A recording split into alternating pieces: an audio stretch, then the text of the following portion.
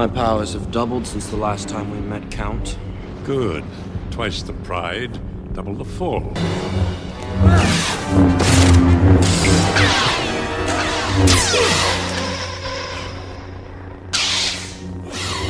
Good, Anakin, good. Kill him. Kill him now.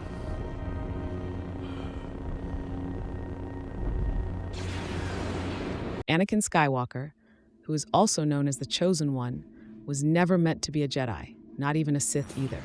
No brown or all-black robes whatsoever for this man. Just Anakin, never as a youngling, Padawan, knight, or master. His true purpose was meant to be so much more than a Sith Lord and/or Jedi Master. Thanks for checking out Star Wars District. It is really nice to know that real fans of the galaxy far, far away still exist. If you can, support me in our galaxy by hitting the like and subscribe button. It would be greatly appreciated. With your help, my channel will grow. Now that the algorithm housekeeping chores are done, let's get into this explanation. Going back to the Phantom Menace film, Qui-Gon Jinn has successfully evaded Darth Maul and returned to Coruscant. Qui-Gon brought Anakin with him to present this mysterious young boy to the Jedi High Council. The scene where the council evaluates him is very crucial. It begins with Yoda. He intently studies Anakin and then practically inhales the Force essence of the young boy.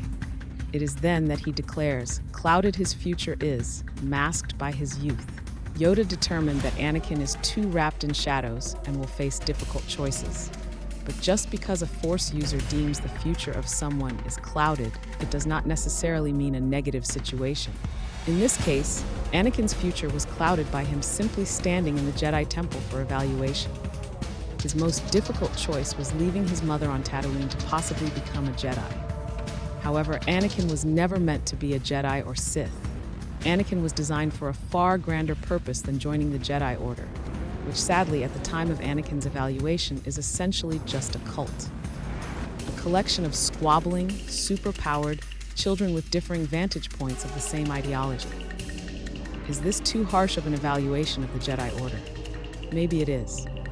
But my perspective is that, by merely being in the High Council chamber and standing for testing, I will go as far as saying, even being considered eligible for becoming a Jedi was in direct contradiction to Anakin's destiny or Force purpose. Yoda is the Grand Master of the entire Jedi Order. He is the eldest member of the entire Jedi Order, by centuries. Yoda is a being of tremendous wisdom and knowledge, but as the saying goes, it is possible for the truth to come from a sinner's mouth. Who is the sinner?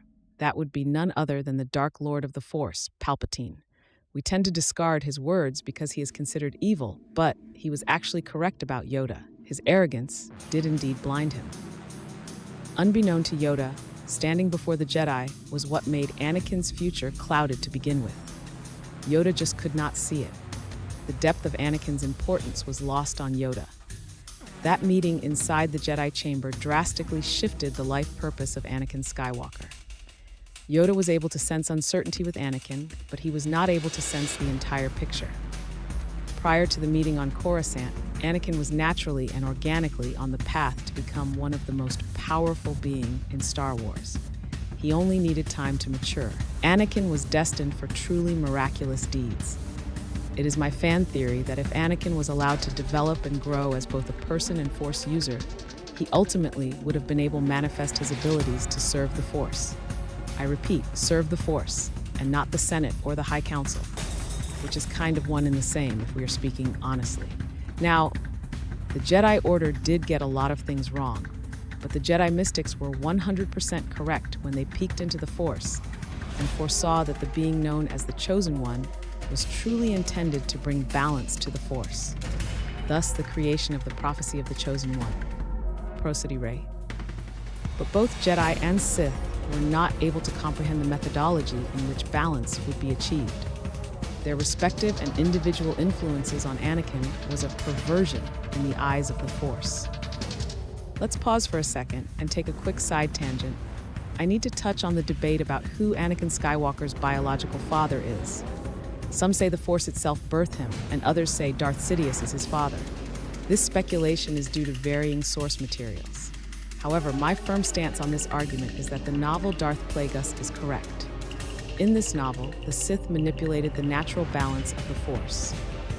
Now, being that the midichlorians, or M-count, operates in symbiotic balance with the host or Force-sensitive beings, then it is understood that some manipulation for personal gain is permitted and allowed by the Force without hazardous consequences. That being said, Darth Plagueis and Darth Sidious went entirely too far in their attempt to scientifically and alchemically alter the Force in order to preserve their lifespan, basically seeking the pathway to immortality of famed Sith lords of legends like Darth Andidu. The science experiment would have forcibly made the dark side stronger than the light. This was an unacceptable act. As a result, the Force itself lashed back and created Anakin Skywalker. It is a simple, highly acceptable, and non-complicated answer that explains the virgin birth and extreme Force abilities of Anakin. The Sith crossed the boundaries that the Force was willing to overlook, and thus Anakin was born of the Force in response. Now, agreeing with the idea that Palpatine created a being that would be stronger than himself lets me know that you have to look at my video that explains the rise of Palpatine. Now, with that argument aside, let's resume. We now understand that Anakin was born deliberately and intentionally. He was made with a singular goal, of being born to counterbalance the out-of-control Sith and Jedi alike. Pay attention to this.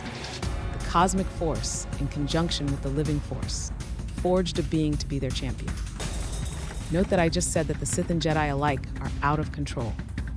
Looking over the entire Star Wars timeline, the universe has had to endure far too many battles, destruction and death, whether direct or indirectly because of the Sith and Jedi. In trying to tamper with the Force crafted a plan to end the strife. Anakin was born to a kind-hearted mother, Shmi Skywalker, on a remote, isolated, and lawless planet called Tatooine. Anakin was taught kindness by his mother, but was also exposed to all elements of life due to all the types of travelers and criminals that came to Tatooine. Right here, Anakin was introduced to the concept of balance. Anakin was a kind person despite being surrounded by crime and hardships. As a slave, Anakin learned spirit and humility. Living on Tatooine anchored him and helped build his character. Anakin may have had anger in him, but leaving Tatooine with the Jedi introduced him to isolation, ridicule, and hatred. Anakin was in his element on Tatooine. As a being of the Force, we saw that from the time he was young, his Force powers were already developing. He did not need a teacher, not in the way that the Jedi are trained to be Force wielders. For Anakin, the Force would naturally and progressively reveal to him his abilities. I know hearing this seems dangerous or not to your liking, but let's be objective about something. The only thing the Jedi Order truly taught Anakin was arrogance, loneliness, and how to use a lightsaber. They provided countless hours of sparring and saber drills and some meditation. They taught him to be a warrior, which was at his core against Anakin's kind nature. You do not need a lightsaber to be a Force user. I state again, the Jedi life was not Anakin's path. It is not hard to imagine that the mysterious Force has so much more in mind for Anakin. Okay, I've danced around my main point for long enough. Here's the big reveal. If Anakin was allowed to live his true purpose, I think he would have balanced the Force by learning how to nullify and neutralize vergences or nexuses in the Force itself. In Star Wars lore, there exists a special resin that allows for the dark side of the Force to be nullified by applying the resin on it. It may not work in all situations, though.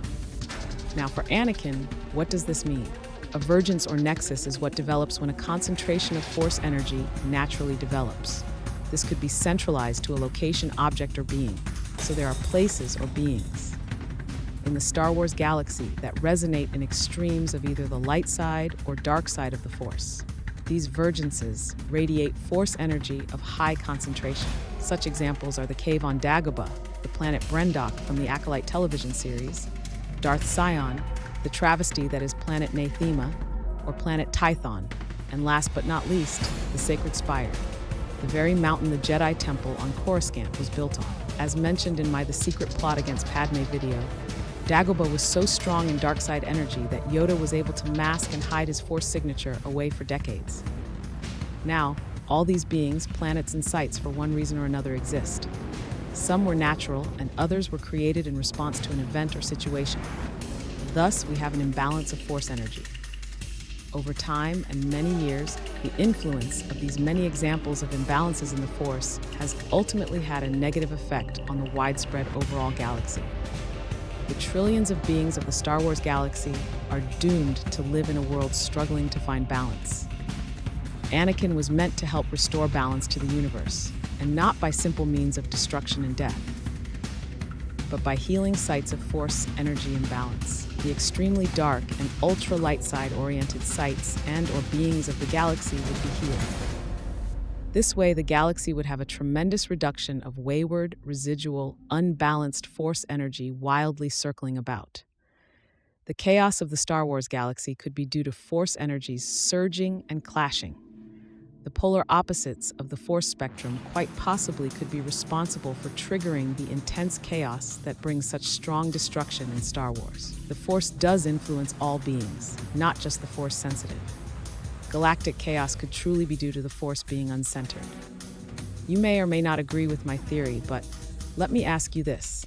Do you think a being that is born of something so powerful and mystic like the Force was intended to become a broken, violent, depressed, corrupt cyborg like Vader? Riddle me that part. Now, there's another phase to my theory that I would like to discuss. If this video does well, I will have no choice but to release the second part too, the purpose of Anakin Skywalker. Please follow my channel and hit the like and subscribe button. My ideas are growing, and I need your help to make my channel successful. Thanks for checking out Star Wars District. See you soon for part 2. Take care.